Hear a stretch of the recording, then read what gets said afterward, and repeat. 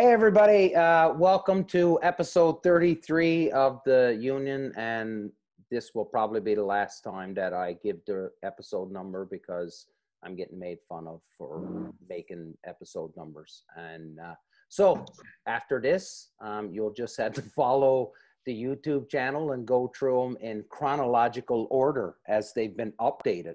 So bit of a different show tonight. We had a guest all lined up south of the border, but we're thinking that there's probably some technical difficulties. He may jump on as we're recording. We don't know yet. We haven't heard from him or nothing, but he was confirmed.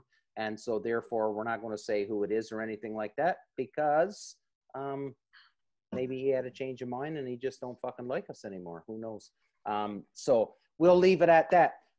As usual, we'll do a quick round table and introduce everybody, and we'll talk about we do have a guest, but we were going to have two guests this week. I guess I should explain that. So there was going to be two guests this week, and we're down with one. So we've got Ryan just outside of Halifax, Nova Scotia. We got Philly in the Dirty Schwa. We've got Dave up in Kincardine, and Mark down in, or just Ashton. Outside. The Ashton. What you say? Ashton. Ashton. There you go. Ashton. Okay. Sure. Ashton. Say it with me. Speak loudly into my lapel. And our guest tonight is Mr. Steve Horst, coming to us all the way from Hanover, Ontario. And howdy, fellas. And you'll recognize the last name because we had his beautiful wife, Lori Ann, on a few weeks ago. And so now we get to bend Steve's ear and chat with him. As he said before we hit the record, he's in some serious withdrawal. He hasn't shot at anything now for a couple weeks, so we're going to try and give him some therapy through osmosis here, and that'd be good. try and help him out. So I wanted to start it right off with two things. The first one being, I would really like to discuss this. So I sought out on a hunt on Saturday. I drank beer while the boys hunted. And I really wanted to try and gauge what everybody's experience was with regards to mixing up silos and full bodies. We've always talked about silhouettes and all of that stuff, and we've really beat to death the advantage of the silhouettes. But I did see it, and I honestly do believe that in Mark's case, they would have shot more birds had they had not went with a mixed bag of decoys. So Mark, I'll let you kick off the conversation, and then fellas, you jump in as you see fit. Yeah, you picked a good one to go out and judge the silos. My love of them. But they were, I'm not going to say the silos didn't work, but like you said, with the mix, we were using the black and whites and then full bodies, which have color. And there was a fair bit of contrast between each. So it looked like we had essentially almost two different types of birds mixed up through the spread, right? So I'm going to blame it on the silos. But we did well. It's just that nothing would really decoy. We still got 18 birds. I mean, it's a good day. Yeah. Right? 18 geese is a good day any day. 18 geese, but you've seen probably 400, right? No, total, I'd say we've seen closer to 600 or 700. Oh. But what came into calling range / maybe decoying range, we'll call it, maybe it was around 400 to 500. Yeah. Were all those birds in that field the day before? Or were you guys Not all of them. They only had about 300 in the field. Oh, okay, so. And we walked out and drove up 150. Oh. Like, because we went in just after lunch. We went in at, what time did we go in? 1 o'clock? Yeah, probably around there. At 1 o'clock, and it was raining. So the birds, you know how rain affects birds, right? They wanted to be in the field all day. So we had to go drive birds out of it to go set up. See, and we haven't had that experience up here. Like when we hunt, just whoever has whatever decoys, we all just come together. Like one guy has 5 dozen tangle free silhouettes. One guy has 6 dozen B2s, Bigfoot B2s. One guy, I bring 5 dozen real geese. Another guy brought 5 dozen dive bombs, and we put them all together for a big spread. And we still had birds working in and coming in fine, right? Like it was. Were your silos black and whites? I'm not going to say which one, but one of the brands we actually set further towards the back because they were closer to the black and whites, and we kind of use those as like a contrast bird at the very back of the spread, like way behind us to kind of bring them in from far. Mm-hmm. And then because I find when they're coming in lower and they're coming towards you, we have all the nice good ones up in front. And then way in the back, we have the contrast birds that they won't see them when they're coming in lower is what I don't know for sure. I don't have a drone or I have a goose, but that's what we do. Yeah. So. One of my best goose hunts this year was a mix. We had maybe, 6 dozen full bodies of 2 or 3 different brands. And then we had 3 dozen, I think they were white rocks. So not the most colorful, but not black and white either. Mm-hmm. And I mean, fence line hunt, we did pretty good. So, but we, like Dave just said, we didn't like our full bodies are right in the kill hole where we wanted the birds to finish. And then our silhouettes are kind of like sprinkled on the outside or close to us just for like depth, more or less. But I don't know. It's hard to say. I was kind of on Mark's side of it, but then when I heard like, well, you show up, there's birds in the field, now you're running traffic, and if you're going to run traffic on a fence line, you better have a very big spread of anything. So I don't necessarily. I'm going to play devil's advocate and say it's not just the silhouettes. It sounds like there's a lot more factors to that hunt than just blaming silos, but. And the other thing that I left out is that from the field to the water was about 500 meters. Yeah, we were close. Oh, that's really close. Yeah. Well, there's your sign. Oh yeah, there was birds leaving the water instead of coming us. They were heading off to the. Yeah. You could add 300 Dave Smith decoys, and I don't think you would have shot much better. No, just the fact that we managed to squeeze out those 18, like we had fun. We got lots of shots in and stuff, but it was just like because they weren't decoying right, it was hard to make the right call sometimes on the bird. Sometimes we'd call it just a tad earlier. Sometimes we called it a tad late. Sometimes it'd be right on, but it's not as simple as when they're coming right up the middle and hovering before they hit the ground, right? And I don't think, like from the ones that I watch, I don't think there was ever a flock that was right on deck, like coming in. No, they all. First flock, the one where we had the quad and the trailer and us all out around. That was the best working flock of the day. Two guys shooting because no one else had guns out, and they got 4 birds out of us. Steve, what are you guys doing up there, like with regards to, like, I know you haven't been out in the last couple weeks and stuff like that, but with your goose hunts, how are you guys set up? Are you guys using silhouettes and full bodies? Yeah. So I mixed late season. Earlier on in the season, we pretty well just run the silhouettes. And then I'll just add all the full bodies that we do have kind of in probably once I get later in October, you start getting a lot more of the migration happening and a lot less locals. Yeah. But I have a mix. I've got like 4 dozen real geese, 3 dozen dive bombs, and then my buddy that hunts with me, he's got a few more real geese, and we just find if we I tend to keep the real geese kind of to the middle, And the dive bombs, because they are a little more black and white, we kind of keep them out to the edges a little more for filler.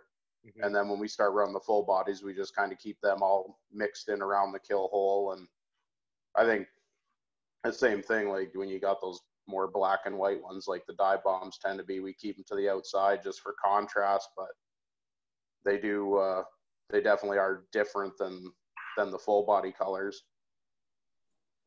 But I find we put a few around in the kill hole, and we don't have a lot of full bodies. We only have a couple dozen. I think we have like 2.5 dozen full bodies that we just kind of mix in around the kill hole to keep I just find it keeps their focus a little more, especially if we get a couple of walkers or something near the back end of the hole. You can see them checking that out a little more, and they tend to give you a better of a chance.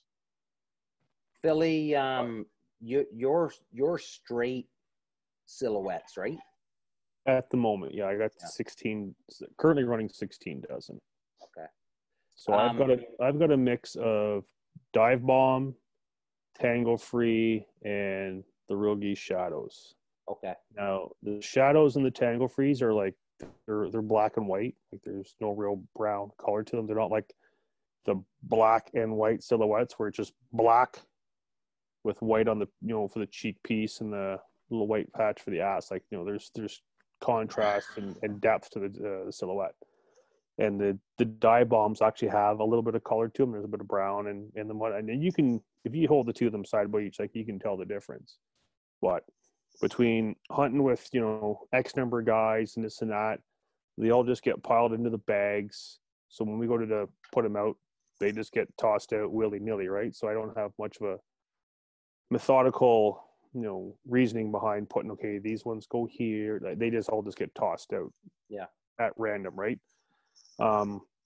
Now I've had great success. Like I said, I'm running 16 dozen now. They work wonders. I've had days where there's at least the very much, I think there's been other contributing factors that's kind of screwed us, like wind, or they're not feeling the fence line. Like who knows, right?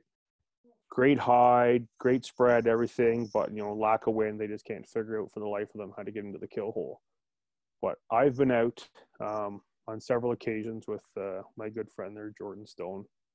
And Jordan runs 10 dozen full bodies, 10 dozen silhouettes. And we lay it out. We put out all the full bodies first. And the full body basically makes the core of the spread. So full bodies all in and around the blinds and basically down the sides of your kill hole.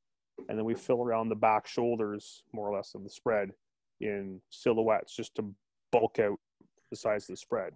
Mm-hmm. So when those birds are coming into the kill hole, they're getting nothing but full bodies in their face, and then it's all silhouettes in the background just to fill out the numbers and whatnot. And if everything's right and the stars and the moon align, they'll do it to 10-15 yards. Like there's no qualms about it. I've spoken to a few people over the last couple of weeks, and there's still that mentality out there that the birds haven't arrived yet. Is anybody thinking the same thing? Like I'm looking at what's around me, and we're at -17 with the wind chill here today. I'm not seeing any birds whatsoever, and I'm thinking they've just passed on. Yeah, I don't think there's. We still got piles here in Durham.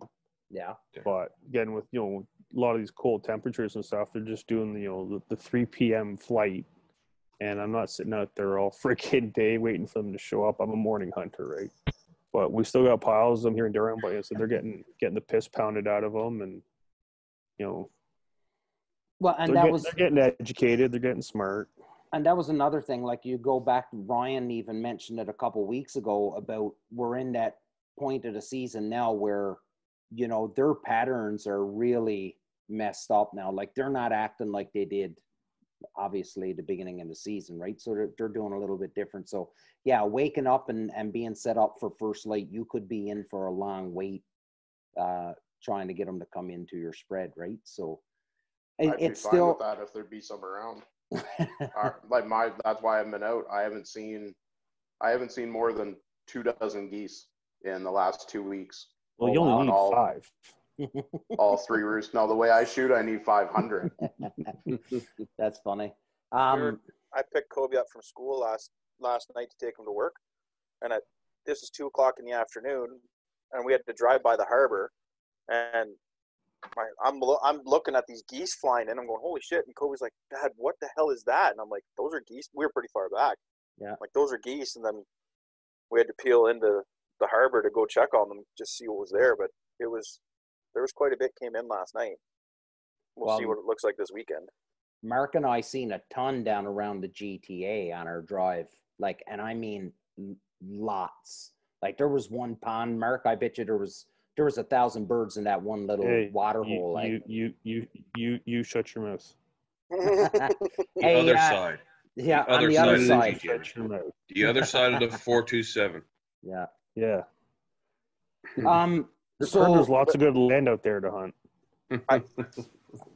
One thing to say though is Dive Bomb has put on quite the marketing campaign. Their sticker game, and like the people that love those dive bombs will defend them to the end. It's pretty amazing. Like someone posted on All Things Waterfowl last week, what's the most durable silhouette decoy?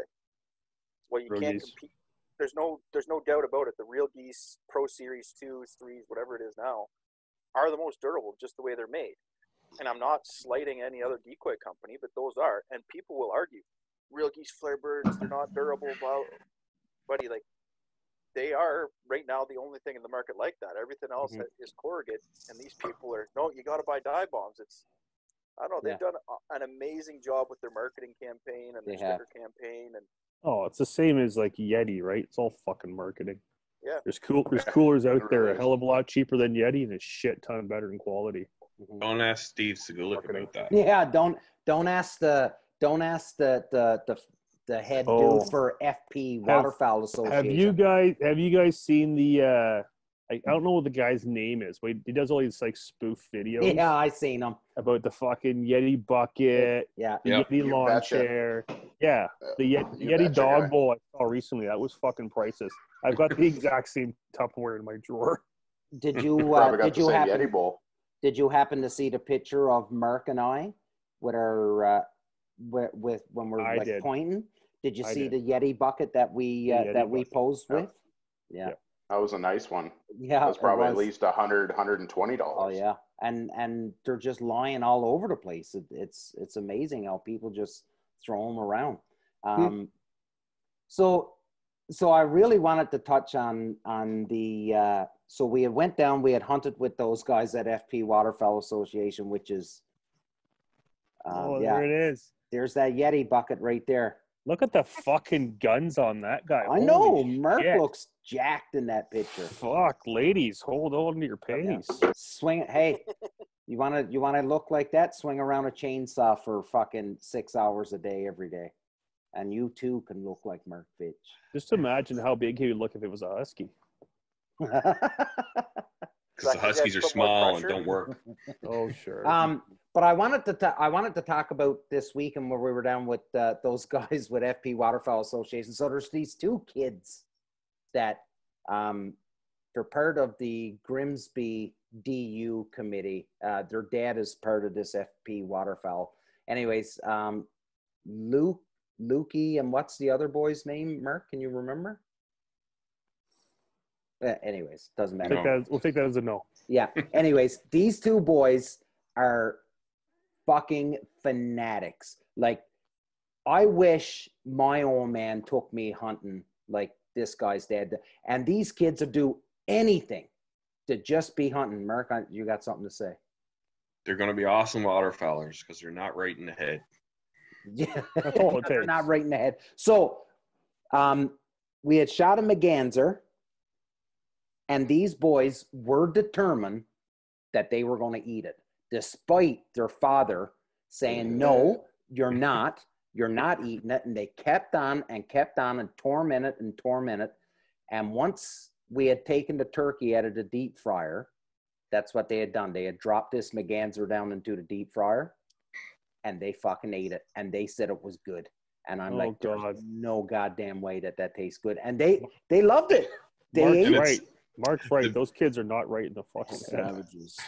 But then they Those sucked kids all the are- boys into trying it Yeah. because they said it was good. So all the Not boys me. are taking it. And Rob, their dad, Yeah. said, "All right, I'll take a piece." He took a piece and he starts biting. He's like, the look on his face, man. He went running out the door. Still a McGanzer. Yeah, still a McGanzer. But so these boys they have a very healthy competition between them, brothers, right? So I guess as they're in the blind and birds are dropping, and one would look at the other and go, "Hey, how are you? How many birds have you shot?" And the other one would go, "I'm one away from my limit." Now, God knows if they hit a bird, right? Like there's 6 dudes firing at geese. Like who knows who's shooting them, right? But they've got a very, very healthy competition. So Steve Segulik had a lanyard with a bunch of Delta bands on it. So I took 4 bands off and put it on one of the geese. So quad bands on the geese. So the boys are bringing the geese into the garage, and we're setting them up big time for this. And Mark says something along.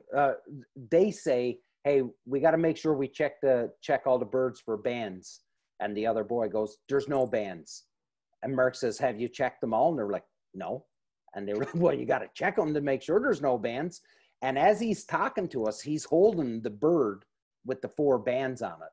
And he's like, and then his eyes just turns. I think he hears like a rattle, and he turned down and he looked at it, and it's fucking quads. And you should have seen this kid light up. And he just like they went bananas. They went bananas. Four bands, but you know what? They were smart though. So they went bananas, but they were like, these bands are awful shiny. Like right off the bat, they were like, there's something that's not right here. This is awesome, but I'm not falling for it 100%. So it was a pretty good laugh. Had a laugh with the boys, and their reward was they got to clean all the geese, and they did it. Went over to the table as all the grown-ups were sitting around drinking, and these boys cleaned every fucking bird and did an awesome job. Here's my question. Did those kids take those bands and put them on their lanyards and No, and they claim did them as legit? No, they're going to be good waterfowlers, like I said. Yeah. I thought David was gonna say, I'm asking for a friend. Yeah. No, they did not. What No. did you want to say, Ryan? I just want to know if they're available for the weekend here. Buddy, I thought you were gonna. I tell you what, they are fanatics. Like, Yeah. They're going to be good waterfowlers, man. I thought you were gonna say that you got to check all the birds, and the kids had already taken the bands off the birds in the truck, put them in their pockets. No. No bands. No. That's how you know they're professionals. Yeah, Actually, when you're out picking up birds and people are behind you peeling off bands off the fucking dead ones already. or if it was one of their birthdays and they automatically got into a fight and said that it's my band. Fuck yeah. That'd have been a good point too. so those 2 young fellas actually know how to call. Yeah, you were saying they were pretty Yeah. good, eh? They actually know how to call. They're better on a goose call than I am. I'm not going to deny that, man. They're better on a goose call than me. They were pretty good at it, I got to say. They were pretty awesome. They were pretty awesome. So letting that roll into, now we're talking about McGanzer and Cook, and Steve, first off, well done on the fucking meals you put together, and how my wife mentions to me why I don't cook these types of meals with the animals I shoot. All right, you're welcome, Trish. But like, let's talk a little. We talk a lot about shooting birds and stuff like that, but the whole there's a bit of controversy on Facebook this week that I'll touch on later too. But your prep time, like where does these ideas come from you? Because listen, I know you're not high class, but your fucking meals are. So There's a compliment. Oh, yeah. I gotta shine. If you were I'm looking trying to for your shine somewhere. tires, yeah, if you're looking for your Yeah. tires to be pumped on this show, then No, I can't believe we've gone this long without actually saying something nasty about me. yeah. No, like seriously though, like where does these ideas come from? So most of it for me is the fact that, I probably live in the whitest place in all of Ontario. So there's no exposure to any other types of food. Right. It's meat and potatoes and that's it.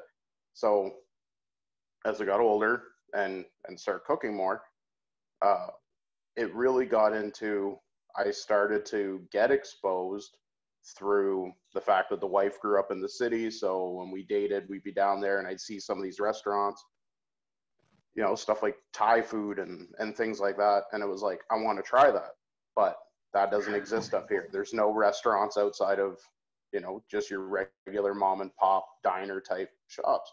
So it was, well, if I'm going to try it, if I want it, then I'm going to have to learn to make it myself. And Google is an amazing thing. If you're interested in it, it'll somewhere along the line, somebody will have wrote about it.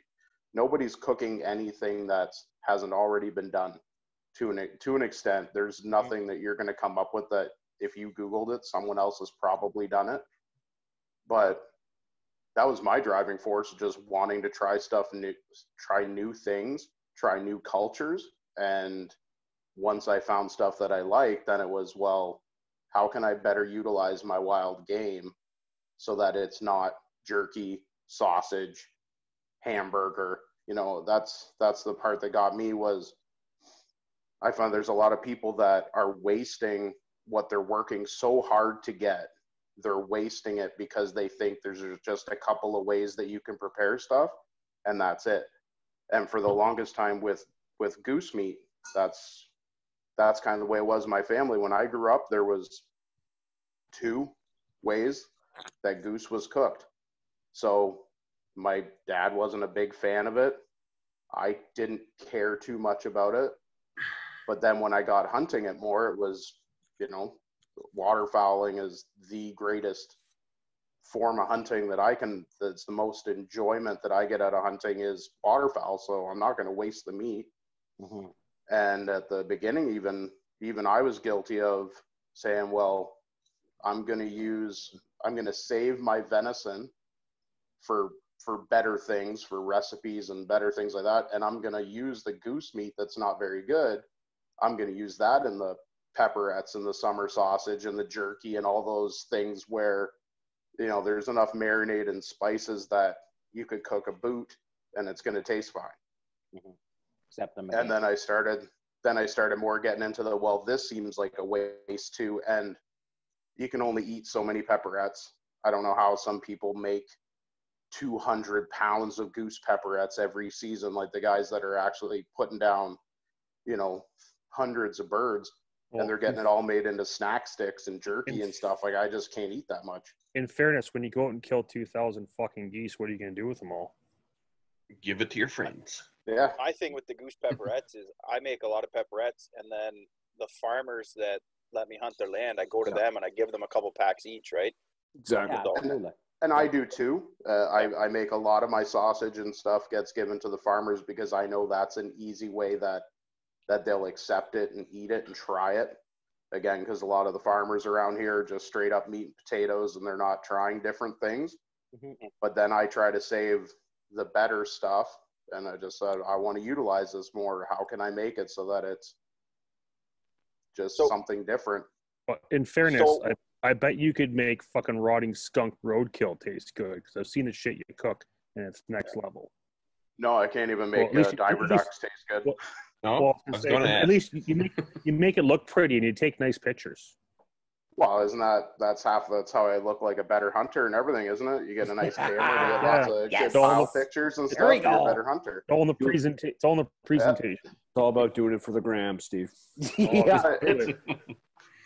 I'm not gonna lie. I do some of it for the gram. I mean, I make sure my plate looks a little nicer than what I'm throwing in front of the kids. But I was gonna say that's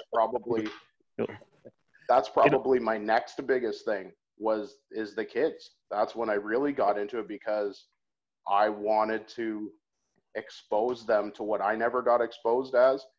So like my kids are learning cultures by it, because I'm going, hey kids, what's a country that you want to know what they eat over there? That's cool. You know, Very that cool. would be, what do they eat in Africa? All right. So then I look up if I start searching African cuisine, it doesn't take long before you start seeing like a repeating pattern of here's the top 2 or 3 things. So then one day it was, you know, here's some stewed venison and peanut soup, and like here's, you know, Nigerian jollof rice. Like here's the things that they eat there. And now my kids have been exposed to it, and then I can work the wild game into it, and you know, they love it. There's nothing they won't try. So when you're looking at these other cultures for food, do you go to the culture and you're like, okay, this is a beef recipe there, and a good replacement for beef is this, and there's a chicken recipe, and this is the chicken, the wild game for chicken, right? Like, is that how you do it, or do you just? Yeah, absolutely.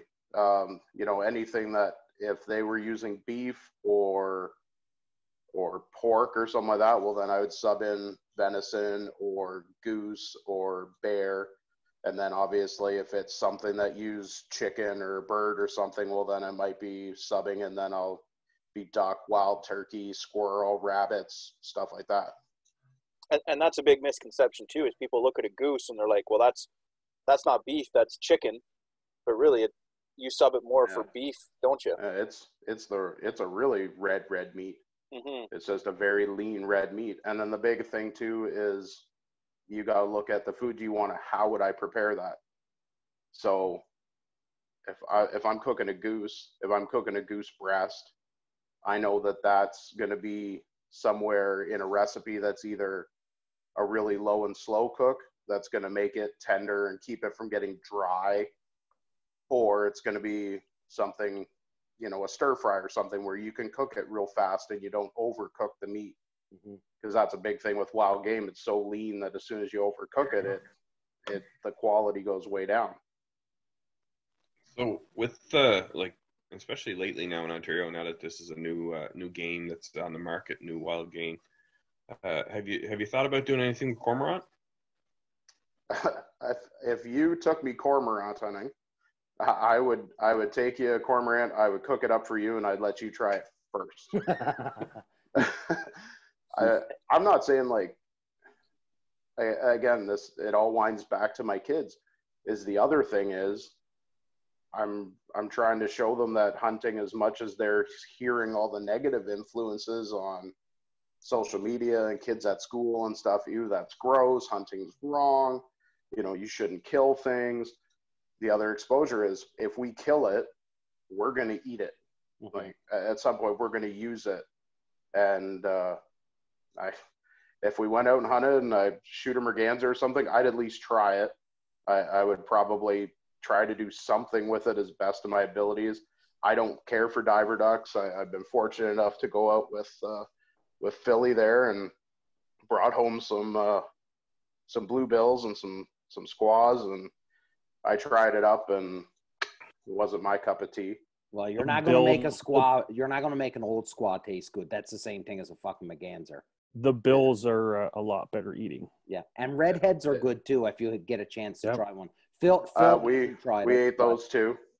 Yeah, but I'm not a duck fan to begin with. Actually, a lot of guys say that I'll eat a goose over a duck any days. I don't know what it is. There's just something about the flavor of duck. I don't mind wood duck. I'll eat wooders, but everything after that, I'm just not struck on the taste of them. Have you ever tried seal? I hear they taste good with gravy. Roasted. Roasted. So I've been told. It's disgusting. Oh. With that side of Canadian Club. Yeah. Steve, like, I know all of us, everybody that's here, and all the hunters that are out there, the millions of fans that are listening. I know everybody, you know, takes their animals, puts it in the freezer. Like you said, most fellows have turned it into jerky, turn it into pepperettes or sausage, whatever, which is great, which is awesome, which is what I do with my meat. But the wild game really is a staple of your family, right? Like, you really, really spend a ton of time in the fall of the year filling your freezer to make sure that you guys are good for the following year, right? Absolutely. I I wouldn't hesitate to say that well over half of our meat, like probably 60, 70% of what we eat is wild game. Yeah. If at all possible. I haven't bought in bulk beef in probably the last 3 years. Well, because we just really try to do my best to put down as much goose and venison. And then this year we were really lucky, and actually I had the opportunity to go bear hunting, and I got a bear, and the wife went out and she got a bear. So, you know, we've got a good chunk of the freezer filled with bear meat, which is delicious. That's probably my favorite wild game. It's good. And in it's fairness, delicious. you're fortunate that your darling wife also hunts as well. So at the end of the day, you're kind of doubling your odds at putting meat in the freezer. And if you guys are successful, you're doubling the meat that ends up there too, right? Like, yeah, and that's what's happened. You know, when she started hunting, well, that's an extra share of venison that we get in our group. Yeah. That's extra geese, extra everything. So it's been great. Extra turkeys. And like they say, hunting, it's the most expensive way to get free meat. I don't even want to talk about the dollars per pound. Oh, but it's astronomical. I think if you honestly though, if you really nickeled and dimed it though, and you actually went and said, I'm going to go and eat nothing but organic free range beef and organic free range chickens and all that stuff, I bet you get pretty pricey pretty quick. Yeah. And then if you want to go to a store and buy farm raised venison, you're going to pay, $12, $15 a pound or more. Well, my $50 deer tag, I don't get a whole lot invested into deer season. Yeah. Ryan, I know yourself and Michelle, like you guys really do watch 100% the food that you put into your bodies and the organic, and trying to get the most nutrition and doing what's best for, your body and stuff. You guys don't put a lot of garbage into your body. Who? Ryan. Mr. Did we not just do an episode like 4 weeks ago about how he eats like 400 chocolate bars a day? That's when he's. That's 95%. Like, oh, okay. 95% of the year, it's the other way. But so Ryan, I remember, you guys came here one time to visit in Kingston, and I remember Michelle hitting up a couple stores that she didn't have up in the Ottawa Valley, and she's, loving it that she was able to get this variety and stuff. So to play on what Steve is saying there, it's got to be crazy expensive to be going to, say, a Farm Boy or any of those places and buying, no steroids, like making, and I don't even know if they can even fucking guarantee that your food is free range and all that stuff. But it is coming at a premium price, correct? It is now, for sure. I mean, because it's catching on, the market's growing, and then people are kind of, people in general are kind of more interested in what's going into their food, what they're, what's your food eating, because that's essentially what you're going to eat, right? Like what it puts into your body, you're gonna go digest itself too, right? So, like as far as, we don't eat a gluten in the house for the most part, and I mean, we try to eat. We don't eat all organic, and we definitely have our cheat days and stuff like that, but as far as wild game, I mean, she doesn't like duck. She loves deer, and me and Nate eat a lot of duck. Obviously, my son, he's 4. He will eat anything I put in front of him, which is awesome. So, so at least I got a little fire team partner there. But and it actually kind of brings up another topic. I read I can't remember which magazine it was, but they're talking about one of the appeals to eating wild game is the organic side of it, but it depends where you hunt. I mean, if you're hunting, if you shoot a nice deer and it's it's primarily eating corn on a GMO ridden crop, well, yeah. So that kind of goes out the window. But if you shoot like a moose in northern Yukon, well, there's your organic, right? But so it's kind of an interesting thing. But yeah, I mean, that's a big appeal to a lot of guys, is trying to eat this organic organic, clean eating aspect for wild game, but you still got to pay attention to where it's I brought it up. The hunting community. I brought it up a few episodes ago on an article that I had read, and I know we always talk about these bleeding heart liberals and anti-hunters and anti-guns and stuff, but in this article, it had pointed out that the what generation are they? The Gen X? No, we're Gen X. Gen Y or Gen Z?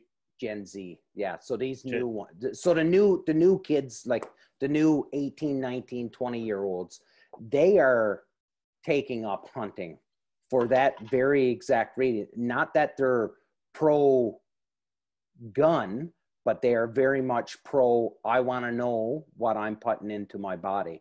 And let's be honest. They watched fucking Duck Commander and they just think it's cool. Well, no, so I don't think so. So I have a very good, one of my best friends, and I would say he's very close to being anti-gun. And I'd say he's very close to being anti-gun. But the show Meat Eater has completely changed his view on hunting to the point that he's actually thinking about taking it up because of that. He wants to know where his food is coming from. And there is some satisfaction out of the fact that I went out and I harvested my own animal. I know where it came from. I know what it's eating. And I prepared it and I cook it. So the whole field to plate thing that, you know, like Ian and Carlin. Carlin. Ian and Carlin talk about that whole field to plate, which you're doing, Steve, and I get it. So I honestly do believe that there is something to be said about this, knowing where your food comes from. For years, we did it because it was a sport and it was something that we used to fill our freezer. Growing up in Newfoundland, it was a staple that you had to do. It's a way of life out there, right? That's right. And so to me, it's obviously things are a little bit different now, but I don't have to go out and get a caribou and a moose and fill it full of wild game in order to survive. But that's how I grew up, and I know that's how Mark grew up too. So there is a lot to be said about people wanting to get out there and get their own animal and harvest their food that way. So but, I think it's pretty cool. So in fairness, though, I think Steve Ranella does an absolutely amazing job of promoting the sport and the art of hunting. Mm-hmm. Like what Steve's got going with the Netflix series, you know, Meat Eater, it's not a hunting show. It's a story. It's a path. Like the cinematography is amazing. Like it's not just a bunch of drunken rednecks with, you know, AK-47s and whatever, right? Like Steve does an amazing job of promoting the sport and how it's put together, and, you know, the appreciation of the harvest, the appreciation of the animal, and like literally everything from start to finish. It's not ad written, you know, with, you know, promotions and sponsorships and all this other bullshit, right? Like, so the cinematography itself is what sells that series. And like, we've got Netflix here at home, and I've gone through and watched a ton of his episodes, and just it is so well put together that like that we need more of that in the industry and in the sport, and promoting, you know, what we do, and, you know, the ethical hunting, and, you know, supporting your family, putting meat on the table and such. And it's an amazing job of what he does. Mm-hmm. Yeah, they call it the new name kind of is the locavore movement. What? So it's like, instead of a carnivore, it's called a locavore. So you're eating locally. That's the new. That's kind of the new hip. Yeah, that's you heard it here first, ladies and gentlemen, on the Union 0430 locavore. You heard it here first. Yeah. Hashtag 0430 hashtag locavore.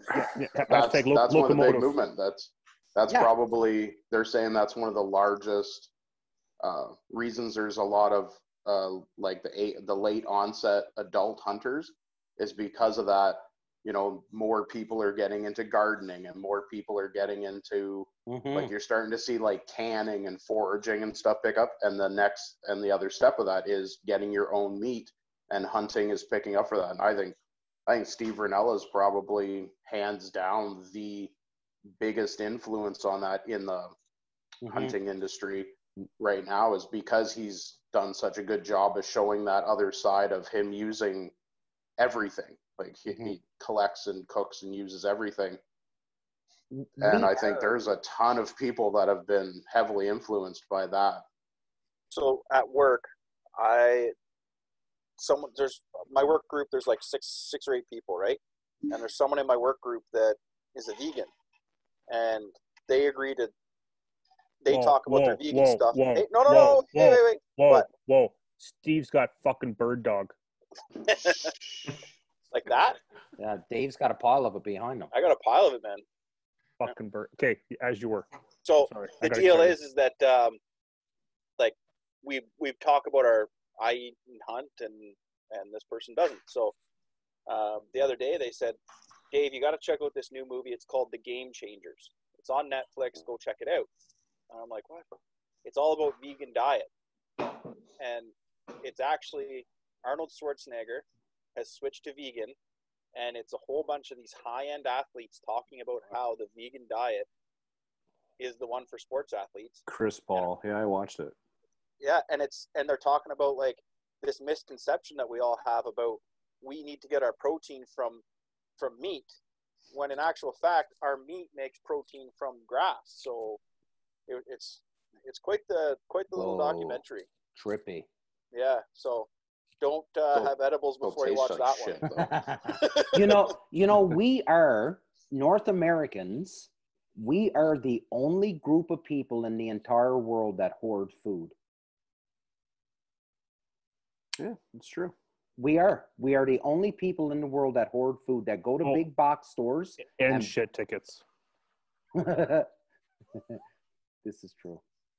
But we are, and like personally, now I'm not like Steve and filling my freezer and stuff like that. But like I don't buy beef and freeze it, or pork and freeze it. I buy it. I'll go to a butcher and buy it and bring it home and cook it that day. But why are we like, if you're, I know you need food to sustain yourself in order to survive, but there has to be some joy. And, you know, I'm looking at Ryan, like, you want to see someone have joy with food? Watch Ryan eat a fucking box of chicken balls. Like it's a lot of joy. So there has to be joy when you're eating food, right? It releases some endorphins or some fucking shit. So why are we buying a side of beef to go stick in our freezer? Like that food is no good. Like it isn't. It's not tasting the same as when it's fresh. So why do we hoard food? Why are we that busy? It is not feasible. Cost is a big thing. It's not feasible to grocery shop every day. Yeah. But it's funny we say that. But now, okay, so that's what you say. But everywhere else in the world, on their way home from work, they stop to the market, they pick up their food, and they come home and they cook it. It's only us. I learned this a few years ago, and like this is how it is in England. Like England, like their fridge and freezers fucking tiny. Mm-hmm. Like everyone runs like apartment size fridges and freezers. They don't know what a chest freezer is. Mm-hmm. And they shop every day, as you said, like on their way home. Like that's when they get their groceries, they come home and they cook. But again, like, you know, here we are in North America where, you know, we're just a different breed of human, and this is our norm, right? That's economics too. Like you got to remember, you have tens of millions of people crammed into Southern Ontario sized country. Like they don't have room for a chest freezer. Yeah. Like a lot of it gets down to, and I'm sure if you went out into Europe, like European cities, again, where you have millions of people crammed into a small area, you have to be like that. And it's also the fact too that it's available. You have huge open markets. that everyone can go down and get that. You live in rural areas where you have a store. You don't have that. And you also, I think in Canada, a lot of it was, that's how people grew up. That was survival. I mean, you lived on a farm or something like that. You grew all your own stuff. You had to store it.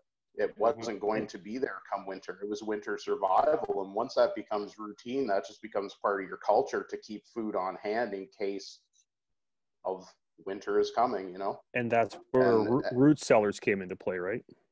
Absolutely. Cold storage, things like that. I mean, it wasn't, it sounds like eons ago, but I mean, in rural Ontario, you were 50s to 60s.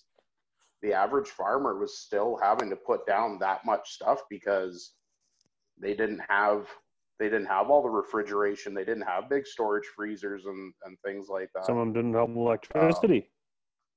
Yeah. My dad's told me lots of stories. He was born in 1950 and talking about his grandma, my grandmother's house. And I can remember that when I was growing up, it was just like a pantry closet, and it had this trap door in it. And my dad's like, well, that was the ice box. What do you mean? It was just a room. It was a closet. But he said that was filled with a giant piece of ice, block of ice covered in hay, and that's what kept your stuff cold. You know, like they didn't get a fridge until my dad was older. You know, probably getting towards the late 50s or the 60s before he's getting a fridge. So I think it's a culture thing. And I mean, looking at a side of beef, I'd rather pay $5 a pound for the whole thing than go and pay $4 a pound for my hamburger and then go pay $12 or $15 a pound for my steak. That's the other thing. That's what we always did growing up. We always had a quarter or half of beef in the freezer. You buy it once a year, it lasts you all year. And it was a cost thing. It was a way to save money. Okay. Yeah, I can buy that. I guess my point is the whole, not so much, and maybe it's my fault because I use the side of beef as my example, but I grew up where we would put half a caribou and half a moose in the fridge, and that was what got us through the winter because of where we lived. We didn't get fresh vegetables. We didn't have access to fresh vegetables all the time and stuff. I guess my point is more along the lines of, you know, running to the grocery store and buying your $200-300 worth of groceries to stick in your cupboard that's in cans that have a ton of preservatives in it. And, you know, why are we filling our cupboards with that when we're the only people in the world that do that? And I guess that's really what I used some bad examples when I was trying to explain my point. I digress. It's a good point though. Like we're so fixated on cost and convenience, right? People want things now, especially when it comes to food, right? They don't want to go and sit in a tree stand for 6 hours to hopefully get a shot at, you know, 200 pounds of lean venison or 316 pounds. Yeah, no big deal. Of burger. Yeah. Yeah, of post-rut burger. Pre. Yeah. Oh, it was pre? Jeez.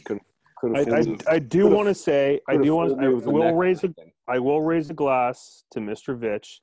That is the second biggest deer I have ever fucking laid eyes on. I think it's fucking that is the biggest whitetail. Holy shit. That was a horse with antlers. My dad shot a calf moose like 26 fucking years ago that was the same size. Yeah, that's a lot of meat. And it's all boneless and it's all sitting in the good on you, freezer buddy. Up there. Well done. And it means that Damien gets some sausage. Yeah, if I in your remember mouth. Play your cards right, you might get some deer too. That was a poor choice of words on Damien's part. Set him up, I'll knock him down. Set him up, I'll knock him down. Fellas, we are at that point. We've been on fairly close to an hour. And And Steve, thanks so much for coming on, because this is really, I don't think we've really talked on the food subject and gave it the attention that we have tonight.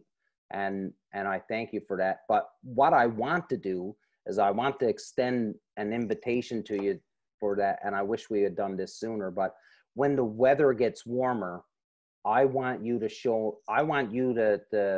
have the tablet out and recording you preparing a meal while we're chatting and sort of kind of walk us through it. Yeah. Live. Yeah, and do it sort of kind of do it live, but and give a build up, right? So say, you know, Steve will come on and say, listen, or I'll put out a post and say, listen, this week we're going to have Steve on. He's going to be cooking goose. So thaw out your goose, have it ready, and follow along with Steve's instruction. And I think it'd be pretty cool to do. Sure. Steve Horst. What do you think, Mark? You watch me drop it on the floor, curse and swear, spill a bunch of stuff. Yeah. Probably. How old are you, Steve? 38. 38. So you've seen Walk with Yan. Walk Yes, with Yan. I remember that. Yeah. In Toronto? Remember that show? Yeah. That's a great show. We have a walk at home, and I was Walk using it with like Yan. 2 nights ago. I'm like, oh, walk's cooking. And Michelle's like, what? I'm like, you wouldn't get it. Yeah. 2 tablespoons of vegetable oil. And he's pouring and pouring and pouring and pouring and It was pouring. awesome. Big It was awesome. tablespoons. His measuring system was And amazing. he had like the best friggin' aprons on, eh? Like, you know, like a walk joke, like on every Yeah. apron. Like Everyone. Yeah. And then So you got to do that style of show, Steve. And all Okay. fresh and all So, like, fresh. everybody listen to what I say, but don't do what I'm doing. That'll work. That's awesome. Do a quick round table.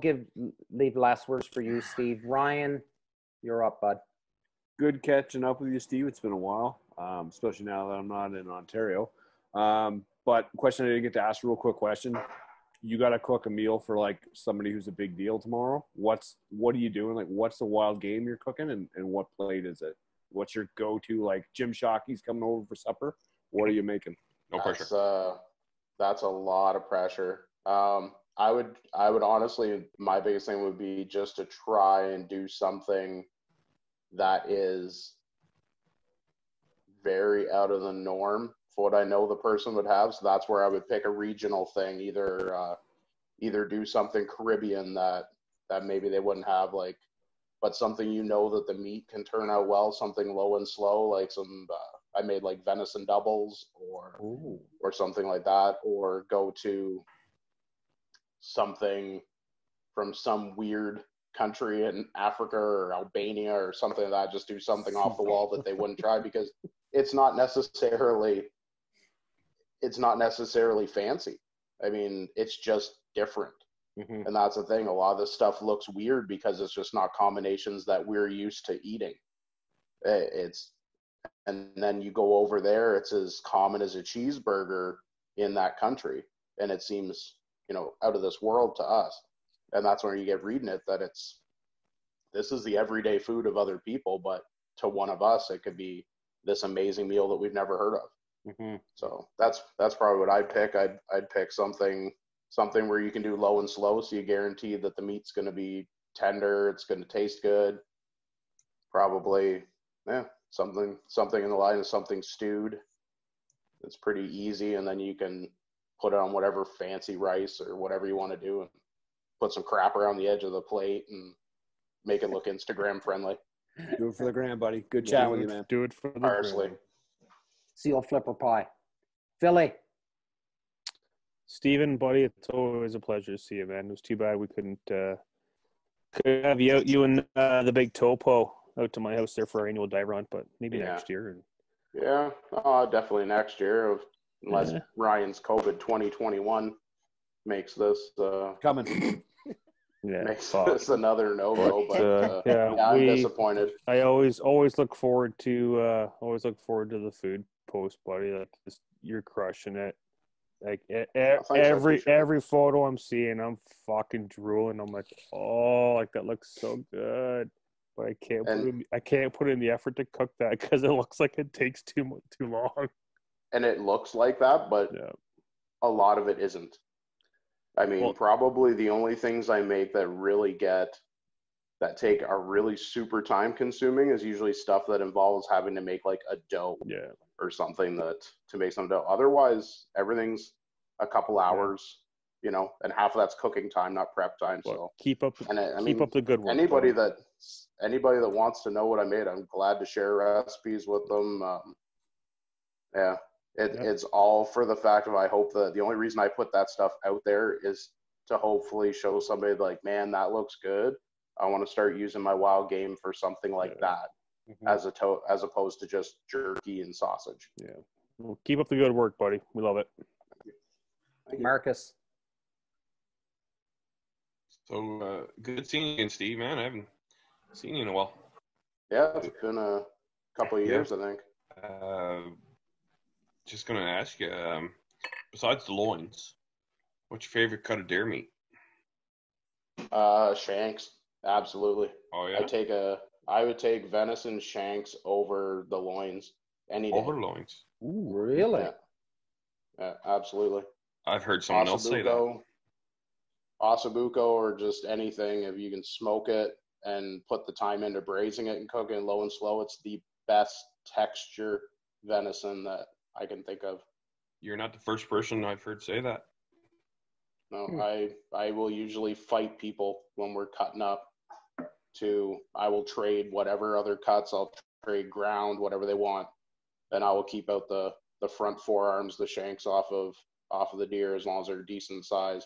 Cut them up probably 2 inches thick, and slow cook them somehow, slow braise them, and that's the best meat there is. I had shanks like that.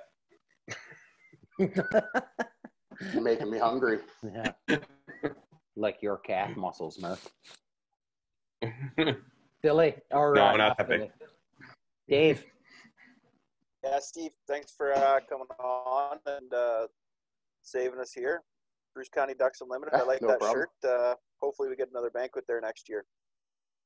Yeah, hopefully things fall into place a little better next year. Well, Steve, buddy, again, thank you so much. You and I have been trying to get you on. Tonight was supposed to be a real special episode. We'll fill you in on it later on what was going to happen. Today we just got Steve. He said sorry, and he will come on to another episode. He just messaged me. Okay. So anyway, Steve, buddy, it was going to be a real special episode. You would have totally geeked out, and it would have been fun. But you know what? Thanks for coming on, buddy, and thanks for the topic, because it was good. It was a really good episode, and something that a lot of people needed to. I think a lot of people needed to hear, especially. And I'll just drop this tidbit. There was a big argument on Facebook this week over a fella coming on and pretty much calling out anybody that don't eat everything off a goose, saying that they shouldn't be allowed to hunt. So that's something we'll talk about on another episode. But either way, it drummed up a lot of conversation, and I love everything that you said. And you know what? Maybe I would have a little bit more love for goose meat if I actually put the time into cooking it properly, as opposed to just trying to sear it like I do my duck. Or if you shoot them. The legs. Yeah. Forget about goose breast. If I was to introduce anyone to goose meat, I would give them the legs. Wow. I would slow cook. If you can slow cook, goose legs is way better meat than goose breast. Goose confit. Yeah. I believe it's confit. Fuck off. Whatever. Anyways, boys, great episode. Thanks again for coming on, Steve. This was the Union episode 33. This will be the last time I give a number. No, not really. I'm going to keep doing it because I like it. Thanks, everybody, for listening. Remember, we are who we say we are. We're not experts. We're just a bunch of friends that love one another's company, and we love sitting around and shooting the shit, talking everything that there is to do with hunting. We will be back next week, but that will be the last episode until after Christmas, correct? Somebody? I say we just end it and we'll talk about it later. Okay. Anyways, big love, everybody. Look after yourself. Take a kid hunting and stop being douchebags to one another. We got to look after each other. Big love. Bye. Oh, stop.